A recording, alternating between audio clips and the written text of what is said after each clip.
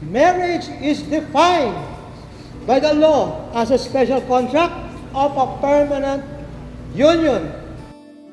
The law views marriage as a social institution, a union between two individuals of opposite sex with the primary purpose of establishing a family and promoting mutual support and companionship.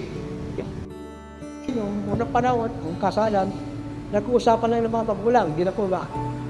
Pero ngayon, it's between love. Doon papasok ang Panginoon sa inyong dalawa.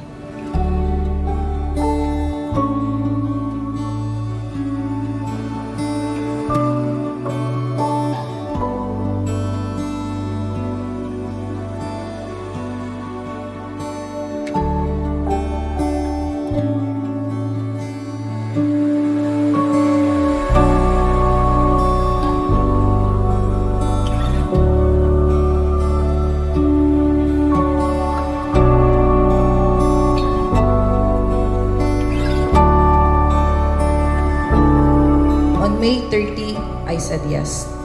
Not because wala na akong takot, but because I saw a love that felt safe. A love that waits, a love that doesn't give up. Araw-araw mo kong pinapakita na gusto mo talaga ako.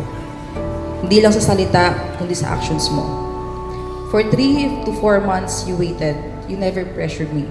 You just loved me quietly, patiently, and sincerely. Isa lang din naman ako sa mga taong nagmahal, nasaktan at nagmahal muli. Kaya sinimulan ko ang panliligaw sa iyo sa pagdadala ng pansin. Dahil naisip ko, why not? Baka bigla tayong mag-click. Kasunod noon na yung pagdadala ko ng palabok. Dahil balak ko na ang pagmamahal ko ialok. Noong una'y tinaboy, ngunit ako'y makulit. Di ako tumigil na ikaw ay masungkit. Nakita at natagpuan ko ang sarili ko sa'yo. Nawala ang takot at pangamba na aking nadarama. Dahil doon, kaya nagpursige ako na magpatuloy.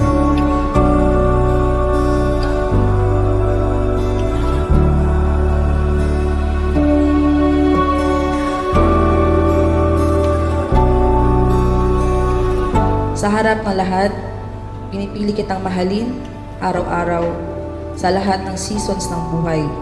You are my answered prayer, my safe place, and my forever.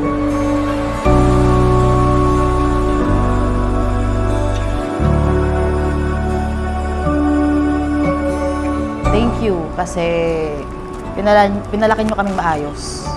May takot sa Diyos at may takot sa inyo. And ngayon, syempre nakalala ko si Ram, minahal nyo din at nagustuhan nyo din agad. Thank you. Thank you po.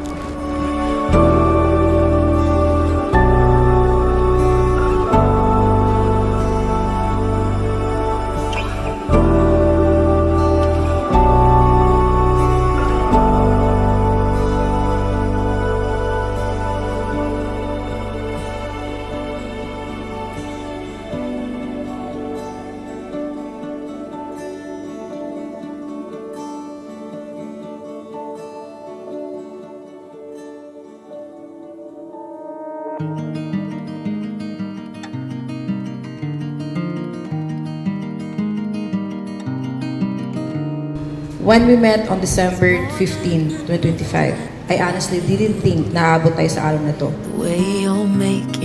Sa maikling panahon ng pagkakakilanlan, mas lalo akong humanga sa'yo. Hindi kumpleto ang araw pag hindi ka nasisilayan, minsan pa nga, ikinapapaginipan. May mga bagay tayo di pinagkakaunawaan.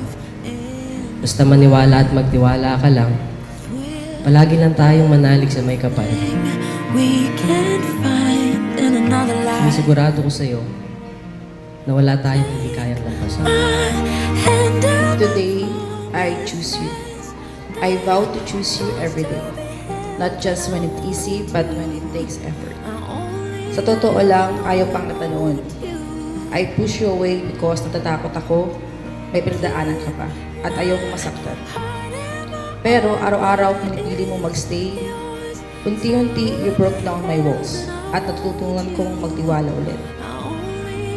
Salamat kasi minahal mo ako kahit sobrang moody ko. At kahit may mga araw na mahirap akong intindihin, ikaw ang pahinga at pagkatapos ng mahabang araw. For the rest of my life.